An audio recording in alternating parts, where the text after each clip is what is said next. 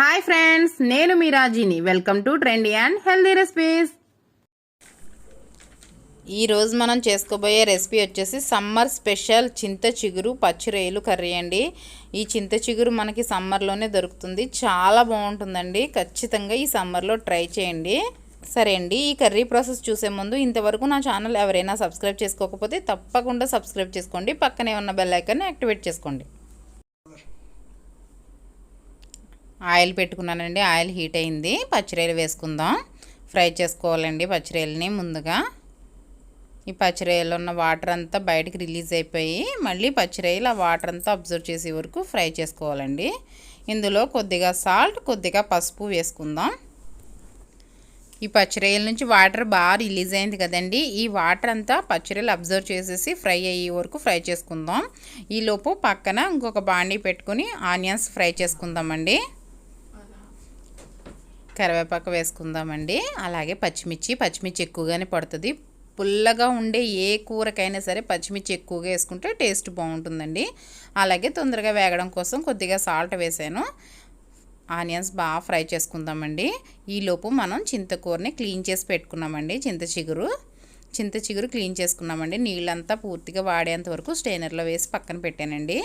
ఇవన్నీ కొమ్మలు అవన్నీ తీసి క్లీన్ చేసేసి వాటర్ అంతా వాడే వరకు స్ట్రెయిన్ చేసి పక్కన పెట్టుకున్నాను. ఇప్పుడు చింతకూరని ఇలాగా చేతిలోకి తీసుకుని 2 చేతులతోని ఇలా రఫ్ చేసుకుంటే చింతకూర క్రష్ అవుద్దండి. మనం మిక్సీలో వేసేస్తే అస్సలు బాగోదు.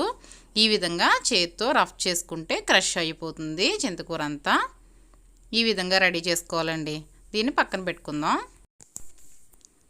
ఆనియన్స్ బాగా ఫ్రై అయిపోయినాయి కదండి. అల్లం వెల్లుల్లి పేస్ట్ వేసుకుందాం.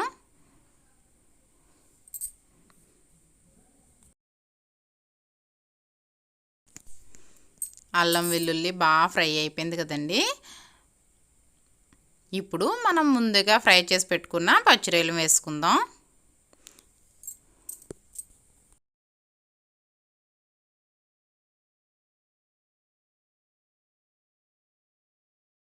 ఆనియన్స్ పచ్చిరొయ్యలు కూడా బాగా ఫ్రై చేసుకున్నాం కదా. ఇప్పుడు అన్నీ స్పైసెస్ యాడ్ చేసుకుందాం. కారం 2 టేబుల్ స్పూన్స్ వేసానండి. చిటికెడు పసుపు, కొద్దిగా సాల్ట్, ఇవన్నీ కూడా బాగా ఫ్రై చేసుకుందామండి.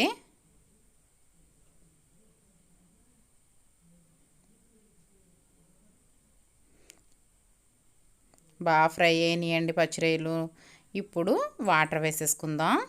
వాటర్ వేసి లిడ్ క్లోజ్ చేసి పెట్టి ఒక 5 మినిట్స్ ఉంచుకుందామండి.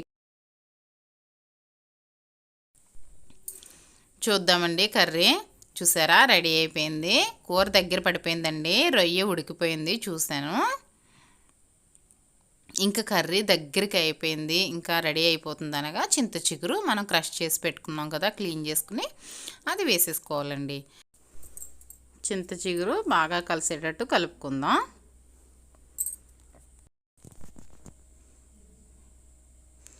చింత చిగురు బాగా కలిసింది కదా, ఒక 5 మినిట్స్ లిడ్ క్లోజ్ చేసి పెడదాం. చూద్దామండి. కర్రీ బాగా ఉడుకుతుంది కదా. ఇప్పుడు ఫైనల్గా కొద్దిగా గరం మసాలా వేసుకుందాం. ఒక్క 2 మినిట్స్ మనం లిడ్ క్లోజ్ చేసి పెట్టుకుందాం. చూద్దామండి. చూసారా, కర్రీ రెడీ అయిపోయిందండి. ఆయిల్ అంతా పైకి తేరుకుంది కదా. ఇంకా స్టవ్ ఆఫ్ చేసేద్దాం. ఇంకా సర్వింగ్ బౌల్లో సర్వ్ చేసుకుందామండి. కర్రీ చూసారా ఎంత బాగుందో. చాలా టేస్ట్గా ఉంటుందండి. పుల్లగా కూరలు తినే వాళ్ళకి చాలా నచ్చుతుంది ఈ కర్రీ. చాలా బాగుంటుందండి. తప్పకుండా ఒకసారి ట్రై చేయండి. ఏ విధంగా వచ్చిందో కామెంట్ సెక్షన్లో తెలియచేయండి. ఈ వీడియో కనుక మీకు నచ్చినట్లయితే ఒక లైక్ చేయండి. మీ ఫ్రెండ్స్కి షేర్ చేయండి. మరిన్ని సింపుల్ అండ్ టేస్టీ రెసిపీస్ కోసం మన ఛానల్ని సబ్స్క్రైబ్ చేసుకోండి. Bye friends. Thank you for watching. Please like, share and subscribe my channel.